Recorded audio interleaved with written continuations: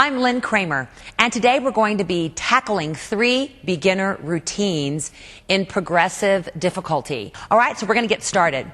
We start out in a little tendu in second position with our arms in a V. You hold 1, 2, 3, 4, drop the arms 5, 6, 7, 8, flap forward 1, 2, 3, 4, feet go together, and 5, 6, 7, 8. Throw them out, and we have shuffle, hop, step, shuffle, hop, step, shuffle, hop, step, shuffle, ball change.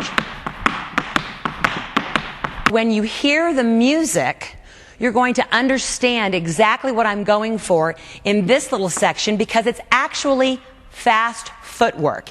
And we do 1, 2, and 3, and 4, and 5, and 6, and 7, and 8, and then flat ball change. All right, let's do the whole number from the top with no music.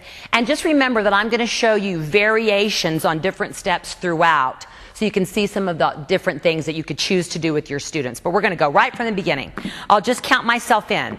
So I have 1, 2, 3, 4, 5, 6, 7, 8.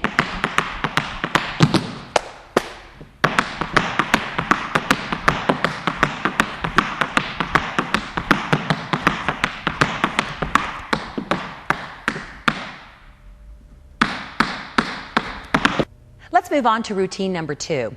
Now, I can tell you almost 99.9% sure that you aren't going to walk in to a CD store and find this. You've got to go to Amazon.com. I checked before I came here to Cathy's. It is available, readily available, both new and used, so you can find it on Amazon.com.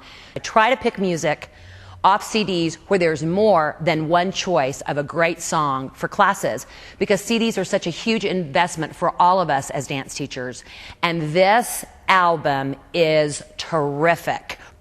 And you're going to do a little pivot step, flap, ball change, and out, ball changing to second, and then you chug and hold forward.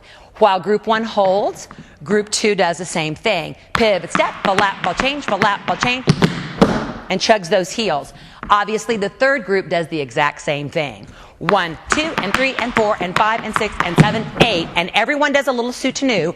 1, 2, 3, 4. And then you'll find the shuffle ball change. Okay, let's move on to our third routine. Now, this is the hardest and longest of the 3. And this is kind of more of an advanced beginner routine. You might even feel that it's more of a slow intermediate, but certainly all of the steps in it are beginner level steps. The speed of the number and the fact that steps don't do, there's very little repetition except for one particular step. So that makes it more difficult to learn because you aren't repeating as much. Phrasing is a little bit different. There's some odd 8 counts and some odd 4 count phrases, and that's what makes it a little harder. But if you take the time to teach it over a long period of time, then the difficulty, that component comes out of the routine, and it's as much a beginner routine as anything else.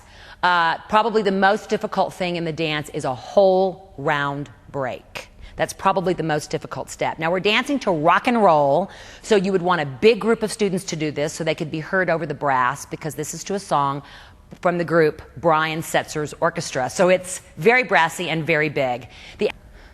So from the Charleston we have 1, 2, 3, 4, 5, 6. Second time is different. 2, 3, 4, 5, 6, 7.